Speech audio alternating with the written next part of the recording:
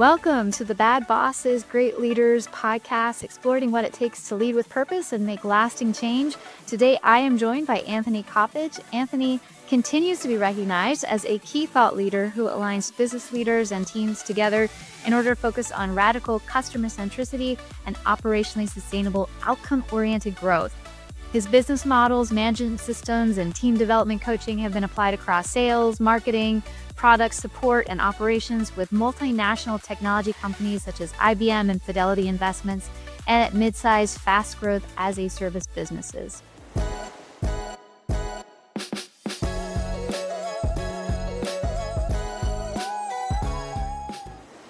Anthony, welcome. Thank you so much for joining me. It's an honor and great pleasure to have you on the show. I'm so excited to chat. You have a unique business approach to agility and OKRs that's been validated at scale, and you've trained leaders in companies such as Coca-Cola, American Airlines, Hewlett-Packard Enterprise, Adobe, many others. So I know you have a lot of wealth and wisdom that you're going to bring to our conversation today. Rebecca, what a privilege to be here. I'm just excited too. Let's get started. Absolutely. So one of my first questions for you is, what are you working on right now that's inspiring you in your leadership work that you can share with us? Servant leadership. And that's not new, right? But servant leadership. I was just yesterday had a going away party at IBM. So IBM, unfortunately, like most big tech companies, has had some layoffs, and they did a big round of layoffs. So unfortunately, that happened. The good news is the teams I've worked with really rallied around and just came together and did an awesome celebration. And one of the themes that I heard a lot from people as they were saying their gratitude and thanks for working together was about servant leadership. The idea that I didn't look for what's from them, I looked what was for them. So it's really a mindset position or shift, if you would, Rebecca, that says, I'm more interested in what's for them than what I want from them. And to that end, I work very hard to say, how do I do two things for you? How do I skill you up and help you in areas where you can grow? And then the other thing is how do I remove impediments and get things out of the way? And that's kind of a management philosophy, but from a leadership standpoint, because management's a role and leadership's a choice, that the leadership and the servant piece of that is how do I serve them well? And, if you take care of your people, they'll take care of your clients, and then that makes profit. And I believe in that structure, in that order, versus going for the maximum productivity or the maximum profitability. I don't aim for those things. Those should be natural byproducts of listening to the people that are closest to the problem and closest to the solution, and then saying, how do we get better together? What's that going to take? And then doing everything I can to support them and what they think we should be doing, not what I want to tell them to do. So I think that servant leadership piece is just very present for me now because of this celebration that just happened where people said, thank you for. And it was very humbling, but also incredibly rewarding and fulfilling to know that I can't change a big company, but I can make life better for people and pockets and groups and make those impacts, which is really, I think, at the essence of leadership anyways, is what can you do for people, not what can you get from people. That resonates so strongly with me. And I love that you talk about servant leadership as removing the roadblocks. And servant leadership is so centric to what it means to be an agile leader. So it comes naturally, and yet we can often have our insight or our judgment maybe clouded in terms of, what it takes to be a leader, and feel like we have to be the one dictating and directing as well as coaching and guiding. And when you go to your team and you get the insight and you get the feedback, then everybody has the opportunity to grow and improve. And I love what you say about the impact. And I believe that if you can make that impact in your teams, then you can have a greater impact in the company at large. And so, Anthony, it sounds like you had an immense, tremendous amount of impact. And I'm glad they were recognizing that and celebrating that with you. That's wonderful. It's really neat. It's a neat way to end a run in an organization, 5 years at IBM. And it was a really nice, capstone moment for that. It really comes around, what I describe that as is a span of care, not a span of control. So while the level of authority and responsibility is higher in a leadership role or a management role, the function of that is, to me, a service opportunity. How do I serve them well? And how do I leverage that authority? How do I leverage that added responsibility so that I make it better for them, which they make it better for so and so, and they make it better for ultimately the end user. And that's really at the heart of that client-centric, employee-minded, how do I get things out of the way and how do I serve them well and skill them up?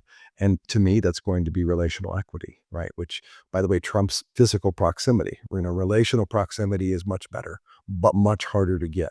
So it takes a real intentionality to do that. And I don't want to toot my horn. It's more, that's the way I believe. So I act that way. And I teach others to do that because I have found that when you really care about someone, when you really provide that kind of value and you care and you listen and then you act on that feedback, people will give you their very best work. Why? I don't do it to manipulate them to get better work. I just know that if I really take care of Rebecca, Rebecca's probably going to do her best work, especially if I remove impediments and limit the blockers and get repeating issues out of her way. So the key of that is, am I able to act on that feedback? And when I can, how do I demonstrate and show them that, hey, you said, here's what I was able to do. People will do two things when you give them that. If you give them that chance to provide feedback and you act on it, they'll give you more feedback and the quality of the feedback will increase because it's worth it, because now you're safe. And that psychological safety is a very big part of creating that span of care. Oh my goodness, yes. I wholeheartedly agree. And I love your mindset and approach. And you speak it so beautifully too, Anthony. Thank you for sharing that. I'm curious, in your years at IBM and in coaching other teams and working with other companies, have you seen your leadership evolve over time? Has it gone through any transitions or any different stages? Not only yes, but hell yeah.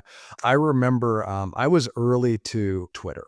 And I was on Twitter in 2007 at the behest of a friend named Terry Storch, who said, "You just give this thing a try for 2 weeks, and if it's not valuable, then quit." And I was like, "All right, I can do that." And boy, I never left. It was a place to have at the time, structured 140 character conversations, and I just found it to be the essence of communication. It was really a great place. And because of who I was and the way I had been raised, and is trauma, right? Trauma from my childhood with an abusive father and a lot of shame. My environment and my lack of mentorship and having people around to speak life into me just meant that I had a very biased, broken view of the world. And so you act out of what you believe. I mean, this is a reality. So I believed some things that were unhelpful and untrue. Well, as a result, that influenced who I was. And I bring up Twitter to say I was on that platform for several years. And I remember having this breakthrough moment and realizing I had a lot of work to do and realizing I was part of the problem, not part of the solution. And I remember changing my Twitter bio, Rebecca, to say, if you knew me before, I am so sorry. I am not the same person. So that just to give you a full insight into, have I changed? Have I been impacted by my own transformation? I'm not even close to the same person I used to be. And this empathetic, mushy, I like to say my job is to love people well. That's what I choose to do. That doesn't fit into the corporate America structure. That doesn't fit into global market. Like, what do you do with that? But it turns out to be one of the most powerful things. And I would say my empathy is my superpower, because I want to understand what's it like to be in your shoes. What's it like to be in, and I can't know that all the time, but I can try to understand what that would be like. And it gives me a pause before I assume intent or motive or judgment. It gives me a pause to ask some refining questions and to say, well, why would that be? And tell me about that. And what would cause that to be the case? And can you expand on that? Because I know that I don't know, right? And that's probably the most important thing for me as a leader. I don't have the answers. What I have is better questions to help you arrive at the answers, right? I may actually know some things that are helpful and can instruct, teach, coach, mentor along the way, but I want you to discover the pattern of learning is so much more impactful when Rebecca learns it for Rebecca, not does what Anthony says. And so if I help you discover that, then it becomes yours. And then your ownership of that is truly organic. But that takes longer and that's slower and that requires a lot more relational trust and equity. But the long tail of that is exponential growth, phenomenal return on that investment, and better working conditions, better culture, better teamwork, better coordination, communication, and collaboration. All of that gets better. So it's worth it, but it is not cheap or free. It comes at a cost, and you just got to be willing to pay that up front and know that the dividends are going to be fantastic. Anthony, that's just a wonderful summary. And I love your transparency and where you've been and where you are now, and a great example of humility and the humility that it takes to be a leader, to be a servant leader, to be able to share about that transformation too. I want to ask you, for anyone who's curious about what agile leadership is, or if you were to distill it down for someone who's still trying to learn how that plays out for them and their team, what would you say are the attributes of an agile leader, and maybe some principles to keep in mind? Great question. So I want to first say, if you've heard the term agile, let's just ignore everything you think you know or what you've been told agile is. I believe agility, if I were to give you the attributes, would be responsive, open, courageous, trusting, and experimental. If I were to give you just those five, come off the top of my head, they're pretty easy to talk about because those are the ways we iteratively get better together. And it's the idea of that axiom of a rising tide floats all the boats. So of course it lifts all the boats. So it's not that if I do something with one person that just the one person succeeds, because I want to share the principle or the value or whatever it was, the system, the process that helped, and then apply it with others. And I want that to come organically, not just I taught Rebecca how to do this. I want Rebecca to say, I did this. It has had this incredible effect that I've been getting much better open rates on my emails, or I'm doing much better with conflict on these teams. And they're like, well, what did you do? Because what worked for you will probably have some value, some translation to their context, their culture, their situation, and they're going to be able to take something of what you said and then make it better for them. It's not a zero sum game. There's not only this much to go around. So Rebecca got 25% of it. There's only 75% left. No, it's just not true. So when something works well for you, we want to take the principle or the idea. So when I do feedback sessions or reflection sessions, you might call them retrospectives, the idea of agility is, can be responsive instead of reactive. If you're reactive, something's happened and now you're reacting to. The stove was hot, you pull your hand back. But responsive would be, I'm feeling heat as I get close. Instead of touching the stove, I'm going to pause and say, is this hot before I get any closer? Or if the market changes, if I were to put it into business terms, we're seeing a trend towards product led growth. Let's become a product led growth company. Well, maybe, but should you respond to the change, which says, understand first where we are, understand the impact or the opportunity cost of going there, and understand the delta between those two? What's that difference? And how would we approach that versus tomorrow we're a product led growth company, or tomorrow we're an agile team, or no. I remember when I first got to IBM 5 years ago, I had 26 sales teams and they said, make them agile. And I was like, what does that mean? Right? That's an impossible ask because that doesn't mean anything. And so I said, the first question I have is, why are they teams? Because unless they had a group shared commission structure, they're individually compensated, individually motivated, aren't they? So why are they a team? Well, they're a team because we put them together. And I'm like, look, if I had a world-class hockey player, world-class basketball player, world-class football player, world-class tennis player, and I put them all onto a soccer field or a football field, and I said, you're a team. No, they're a group and they're really qualified, highly talented group, but they're probably not going to succeed as a team. Why? Because they're wrongly suited for that just the proximity doesn't make them a team. Right? The relational equity isn't there, and the skill transition and the transfer of skills, that's all got to be a part of it. So I wanted to say, how do I take these 26 groups and make them teams? And the common denominator I found was, gosh, for sales teams, you spend a lot of time not selling. But they're doing a lot of back end, administrative, task oriented work that felt like, why are you doing that? Anybody could do that. Why is someone who should be in client facing sales doing that? It's because we have to. Why? And so you just keep that five whys, keep getting to why. And you'll get to a place where it's like, well, so and so said. And then I go to so and so and I go, hey, did you know it takes this amount of time to do this? And it's this time $650. That's this much time. That's this many dollars. Did you know we're spending this to not sell? No, we had no idea because no one ever thought of quantifying that as waste. They just thought of it as necessary, like a necessary evil maybe, but necessary. And I'm like, but why? So we just reduced the things that were low value or eliminated in many cases. And I was able to say, if you'll give me 5 minutes a day and 45 minutes every 2 weeks, then I'll give you a day or a day and a half back of your time to sell. We called that free to seller.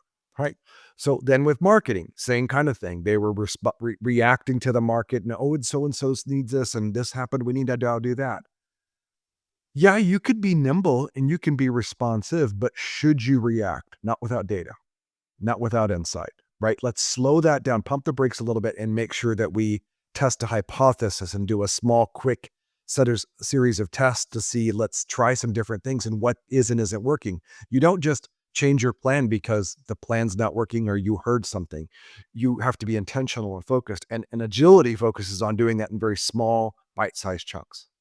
So that's really all I've done is I've gone and said the principles, which I would say are we being client centric? Do we trust the people closest to the problem? And do we get things out of the way so that they can go support that user journey? If we can do that, then those are our principles. And then what are our values? Well, it's respect, openness, courage, empathy, and trust. We call that ROCKET, ROCET. If all five aren't present, there's no way we're going to have business agility. We will not be nimble, responsive, and adaptive in the market because without all five of those, we're going to come back to things that don't work or highest paid person in the organization driving a decision and it's not the right decision or it's not the best decision. We have to actually change the way we approach it. So the mindset has to change and then the behaviors will follow. What most organization and most management is taught to do is tell them what they need to do, make sure they do it. So you mandate the change and you say, go do this thing. Well, that would be in today's world like me giving you a map with highlighter and said, this is how I want you to get from destination to destination B, Rebecca. Follow this no matter what and make sure you're there by this date and this time. Rather than saying, here's a phone with GPS connected to the internet and it's going to look at real-time traffic and construction information and it's going to route you as you go. You'll still get there, but it may or may not be this predetermined route. So we don't want to give them a prescriptive set of do these things. We want to give them a descriptive outcome and say, tell us what you need to achieve that and what you learn along the way. Because that's going to more likely get us there sooner and faster. There's your speed that you want. There's the result you want. But you're going to have to listen to them. You're going to have to learn as you go versus assuming you've got it figured out. I know I don't have it figured out. And I know that I can tell them it's okay that I don't know and they don't know, but we're going to go learn and discover it together. That's how you get better. And then when you do that, guess what? You consistently get better. Now you have a multiplier effect. 1% better is no big deal, but 1% for 30 weeks in a row, that's a whole lot better, right? So you have to build that trust, that relational equity. You have to build the psychological safety and say, I trust you. I'm going to tell you the outcome, not the output.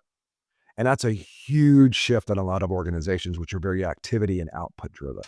Anthony, I think you just gave us a mini masterclass on not just agile leadership, but agile and how to have that kaizen, the constant steady improvement of agile. Constant steady improvement. Yeah, I love that so much. There's so much that we can unpack there.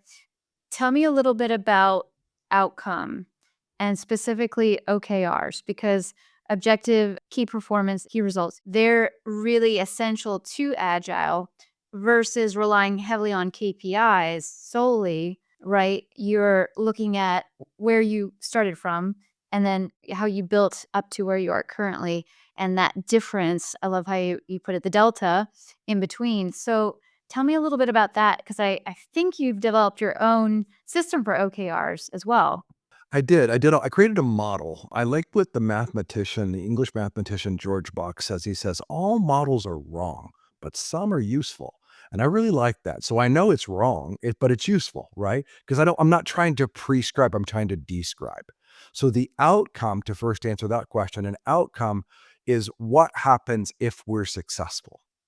Now, there are two types of outcomes. There's the outcome for the business, your organization, and there's the outcome for those who you serve. Funny enough, every organization exists to serve someone else, right? You don't exist to serve yourself. So if your constituents, your audience, your clients, your users, if they're not successful with what you provide and how you help them, they won't stick with you. Well, you won't be successful if they don't stick with you or they don't buy from you or they don't renew with you, right? So your understanding of success is really based on their success, not yours. And that seems to be a foreign concept in corporate. It seems to be everything is shareholder value, stakeholder value. Well, the boss wants X, we have to achieve this goal. Okay, well, the goal is a lagging indicator. Oh, no, no, no, Anthony, we do quarterly goals. We do annual goals. That's ahead. How do you measure a goal? Key performance indicators. How do you get a key performance indicator? You measure metrics. How do you measure metrics? You measure them over time and you see how you do in the market and you see how it performs. So, by definition, goals are always comprised of late lagging data. Always. So, the business is making decisions on lagging data. And I found that to be ironic and unhelpful. So I said, there's real value in setting goals, aspirational ways for us to try to achieve something that benefits the business, sure. But it's only as useful as does it help the end user? Will it help the product user or the service provider user? Will they have a good experience? Because if it doesn't help them, no one says to a salesperson, I'm really glad we got this deal closed and you're going to make your commission this quarter. That that's just not even part of the buying equation, right? But we treat the metrics of performance as the holy grail. Well, no. It's a byproduct. It's what happens because you did something else. And so what I said was, well, there's a way to think future, not lagging indicator, but leading indicator. And I think what was created with Andy Grove at Intel was the idea of OKRs, of objectives and key results. An objective being what's in it for the client, not for the business, that would make it better. And we typically frame it with a sentence that starts with, wouldn't it be great if such and such happened for the end user? And we would describe that aspirationally and inspirationally, not quantitatively. So it's a feeling. And then you say, well, how do I measure a feeling? Well, that's where the key results come in. We surmise, we hypothesize that in order to achieve this outcome, this desired outcome for the client, we would need to do A, B, and C. And so we would do this much to this extent by this time, whatever that is, right? That's leading because as you go, you measure progress. So that's a leading indicator. So your key results show you daily, weekly, monthly, quarterly, how are we doing? And then you evaluate and go, should we keep doing that? Should we not? And as a result, you're constantly in that adaptation phase. You still have a plan. You just have a loosely held plan. You don't hold on to it with a death grip and say, we got to achieve it by the end of the year or else. No, we want to achieve success at the end of the year. Whose success? Client success. Because if they're not successful, we're not going to be. So we want to have a leading indicator. I found OKRs are very useful for that. In most organizations I've been around, Rebecca, objectives and goals are seen as synonymous. OKRs and goals are they're the same thing. They're synonyms. It's synonymous, but they're not, because one of those goals and KPIs are what's in it for the business and it's lagging. And O's and KRs, objectives and key results, it's what's in it for the client, what's in it for the end user, what's in it for those we're serving, and how do we learn as we go. So that's a leading indicator. So what I created was the ODAM model, the outcome-driven alignment model that said, I do want to know what the goals and KPIs are, but I also want us to consider, and then I want to map them. If we accomplish objective 1, 2, and 3, and maybe even 4, objective 1 is going to help us with goal 1 and goal 4. Objective 2 is going to help us with goal 1 and 2. Objective 3 is only going to help us with objective 3, with goal 3, right? So you do a mapping exercise between them, because what you're trying to do is say, will we likely hypothesize that if we add this value and create and deliver that value, it would actually help us more than likely achieve some of these goals? Yes, you should do that work. But you have to break that down and say, that's not going to be done in a silo. Sales can't be successful without marketing, which can't be successful without product. Right? So what do? I bring product, marketing, and sales together. And I say, hey, for this customer journey, tell me, marketing, what are your goals? Sales, what are your goals? Product, what are your goals? Let's capture those. Now, let's talk about what we need to create for the value for the client and what's in the way of that. Because if we'll agree together on what that would look like, now we have shared success. Your goals will probably be met, or we want them to be met, but they're not doing them to meet them. It should be the natural byproduct of aligning together, reducing the left-hand versus right-hand experience the client has when marketing reaches out, sales reaches out, and the organization doesn't know that they're both spamming the client all the time, right? So we want to unify that. And by doing so, we leverage both the OKR goodness of leading indicators to pivot and learn as we go, which is agility, and you get the goals that we're more likely to achieve. And when we're seeing a trend line that we likely will or likely won't, what can we adjust? Should we go back? Do we even have the right goals? There's a tough question. Hey, boss, I know you really wanted this. We're actually learning that this data says that's not going to be valuable. So I know you want to measure that, and it's been asked by our leaders, but here's some data. Here's our insights. Here's what we're learning. Let's go back and have that discussion to see if we continue aiming for that by the end of the year or not. Ooh, talk about needing psychological safety, because now you're not saying someone's wrong. You're saying there might be something better, and they need to be open to hearing that. So you have to build this relational equity and this trust to say, we're doing things to get the best possible outcome, both for the business and for the end user. But we have to be willing to pivot and learn and say, we could be wrong, and we could find out a better way to do something, rather than get to the end of the year and realize we did or didn't achieve it. That's too late. So we want to learn as we go. That's probably a long answer to your short question, but it is the best way I know to frame that. It's so wonderful though, and I love how you you remind us about models and that they're not always right, and that reminds me, all planners are liars, and, the mental model, the map is not the territory. So really, Well said. you're preparing your team and yourself and anyone in leadership above you for the understanding that we can plan as much as we want, but we You don't should. know the You should plan. territory. Yeah, absolutely. We don't know the territory until we meet it, and that's where agile and dividing. I love how you make the difference between dividing goals and objectives and the key results, because when you have an understanding of how they all work together, then you Right. understand how you can adapt to the Right. territory, if I'm understanding correctly. Yeah, you have to be able to be responsive, adaptive, and nimble. That's at the heart of agility, right? Agile, that term comes from the idea of 2001, the Agile, a manifesto for software development. Back before, I always talk about this, Windows 95, right? The next version of Windows was Windows 98. That's 3 years. Today, my software updates in the background. I don't even think about it, right? So how that happened is Agile. So the principles and values that made for iterative, more rapid development of work was not about speed. It was about chunking things up, empowering the teams, acting on feedback, pivoting and learning as you go, right? Everything we just talked about is the principle. It just works everywhere. It works in any situation where you can't know that it's going to always work like this every single time. Any kind of a VUCA or a kind of volatility or uncertainty, you are definitely going to be in a situation where the ideas here, the principles and values translate. And that's all I've done. I've translated them into other ways of working, and I've combined a lot of design thinking, Lean, Six Sigma, a little bit of Scrum, a little bit Kanban, Toyota Production System. I've just learned from a lot of masters and came back and said, and I think there are pieces that make sense, especially when it's not just that the world's changing fast, it's that the rate of change is faster than any one change itself, right? No one can keep up. So it's not about keeping up, it's about being responsive when things change that you just don't know when or how, to what extent. But there one change you can guarantee, one constant you can guarantee is change.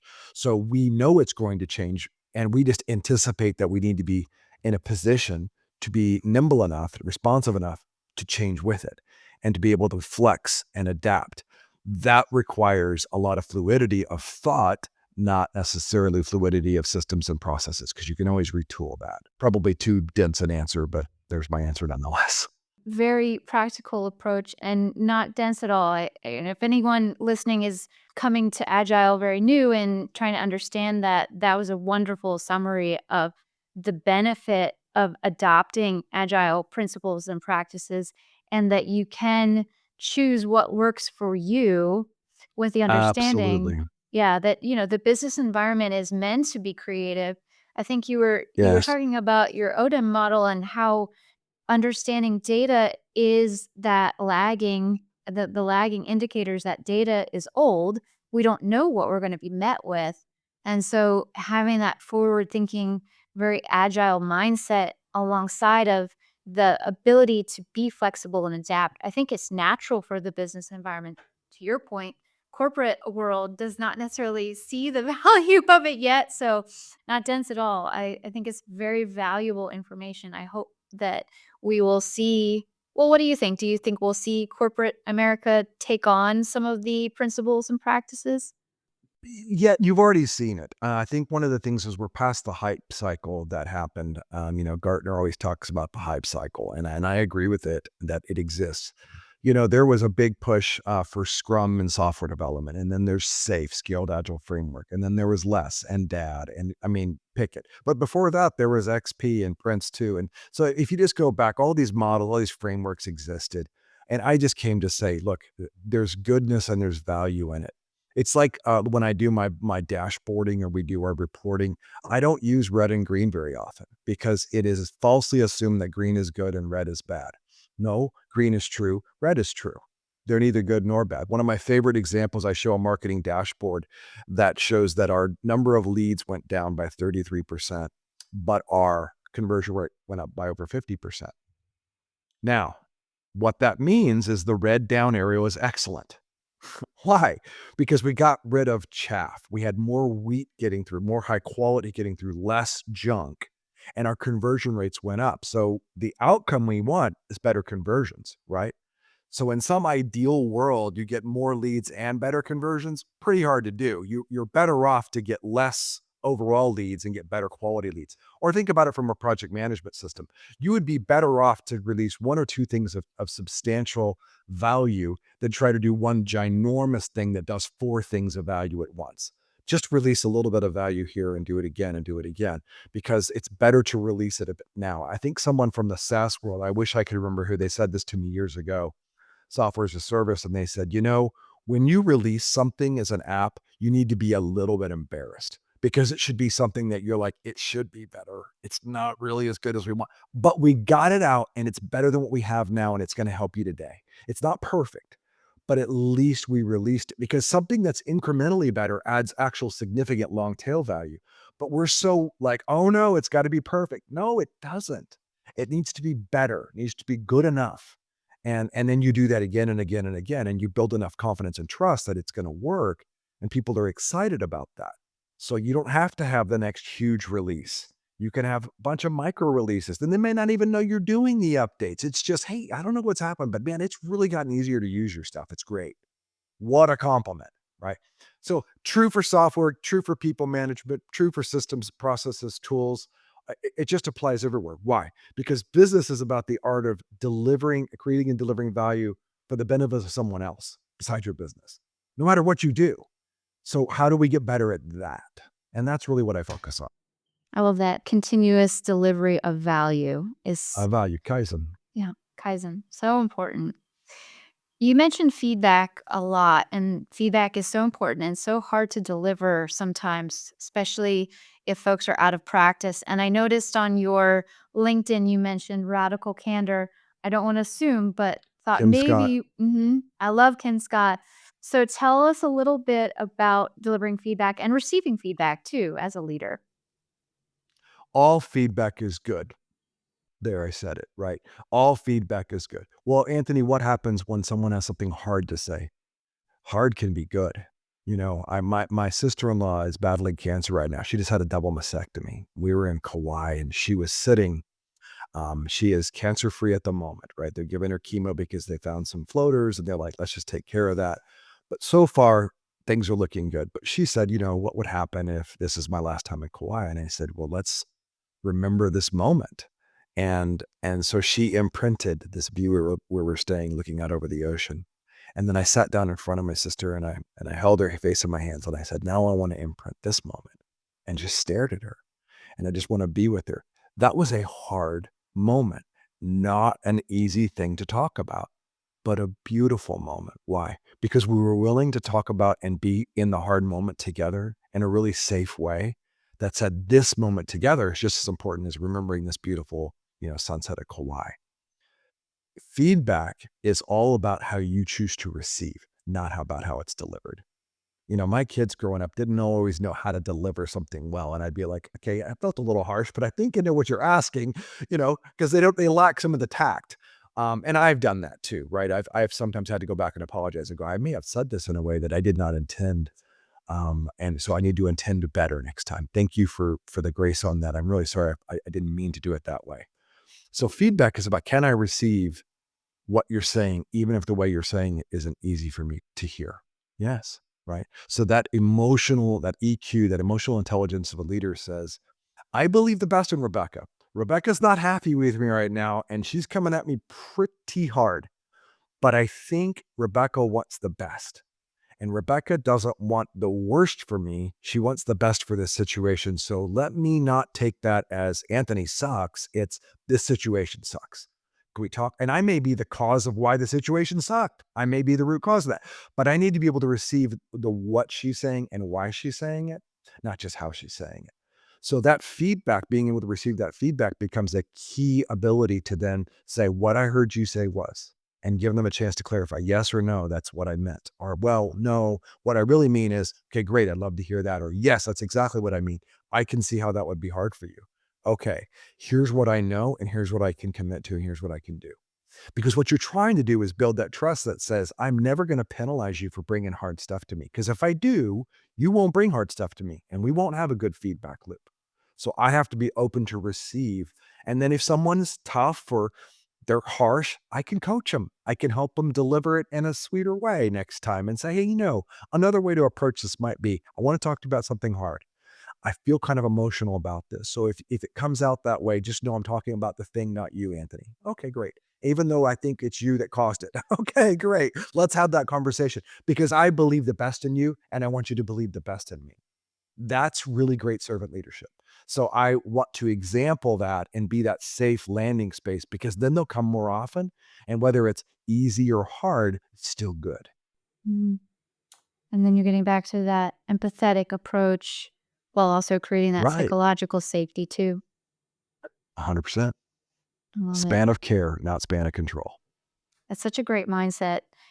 I'm curious, have you, from observing other bosses and leaders, have you ever witnessed something that consciously shifted your perspective in what it means to be a leader and how to manage and Yeah, one of my favorite examples, he passed away now. His name was Charlie Reed. Charlie was a sales manager that I had back in late 90s, early 2000s, and I blew a really big deal. It was a situation that I just didn't know something. It was ignorance on my part. It wasn't that I did something stupid. I just didn't know, and it cost us the deal. So I had to learn. It was a very painful lesson because we weren't going to make quota for the office. Like it was a really big deal. Like I was carrying a lot of shame with it. And I went to his office and I said, I don't know how to tell you this, but this big client and this big deal I've been working on, I thought I had it wrapped up. Turns out we lost it. And here's why. I didn't know this. Therefore, I wasn't prepared for that. And we didn't, XYZ. And I said, hey, I'm just really sorry. And he's like, okay, did you learn from it? But, yeah, I learned. Like, I know exactly what I won't do next time. He's like, okay, thanks, Anthony. And I'm like, I'm not fired. I was like, I thought I might have to come and like resign because I blew it big time, Charlie. And he said, Anthony, why would I fire you for making a mistake? Did you learn? I said, yeah, I learned. He goes, that's fine. He goes, now, if you make the same mistake, I will fire your ass. Don't do that. He says, but as long as you're learning, that's all I can hope for. That was a hugely impactful moment for me. that's great. That's a wonderful story and a couple of lessons there too that you can take away. Thank you for sharing that. You are welcome. Anthony, in 10 years, let's say down the road, if you reflect on your leadership or other folks were to talk about your leadership and the way that you impacted them, and maybe you heard it today in the celebration, how would you like to be known or how would you like people to remember your leadership efforts? Anthony was the guy who always wanted more for me than from me, always. And he brought out the best in me. He helped me challenge my assumptions and my beliefs. He helped me identify the lies I believed about myself and replaced it with truth. Anthony showed me what it's like to lead with empathy. And Anthony lived out his value statement, which is he really does know how to love people well. If that was said of me, I mean, I'm one of the most successful humans I could have ever hoped to be. That would be remarkable. And I want to do that in my private, personal, public, professional, every which way, every aspect of my life. That's really at the heart of it. And so, now that I'm leaving IBM and I'm free to go wherever, we'll see what's next. But I really want to go somewhere where they value what I value and believe what I believe about people and the things we've talked about today. Because I think ultimately this is a culture fit, right? If you can lead like this, man, the kind of culture you can have can be so healthy. Because look, people look at growth as the big thing, but are we growing? Well, cancer grows too. So growth is the wrong singular metric. It's useful, but it is the wrong singular metric because cancer grows too. So what I want to have is healthy growth, not unhealthy growth. And a friend of mine named Alan Kelsey says it this way. If you have a toxic, dysfunctional culture, that will win. If you have a healthy, vibrant culture, that will win. Either one will win, but culture will always win. And I think he's 100% right. Absolutely. So well said. Beautifully put. Anthony, thank you so much. No doubt feel the passion and the heart at everything you do just from this conversation alone. I hope that our audience also feel that and resonates with them too. I wish you all the best in your journeys and would love to chat further with you someday. But for anyone who wants to speak to you directly, get in touch, work with you, leverage all of your wonderful talents and abilities, how would you like them to reach out? Where can they find you? You know, LinkedIn is probably the easiest way because I think most people use that tool. So it's just linkedin.com/n/Anthony Coppedge. I mean, you'll have it in the show notes and all that. That's easiest. I have anthonycoppedge.com, but really LinkedIn tends to be where people come and find me. I'm really happy to connect with people there. Rebecca, thank you for the privilege of being on this podcast with you. Thank you so much for the honor of being able to listen and imbibe from all of your wonderful value and wisdom, Anthony. It's been my pleasure. And audience members can definitely check out Anthony's info down below in the comments.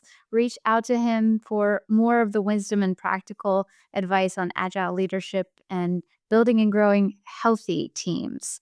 So thank you, Anthony, and thank you all for listening.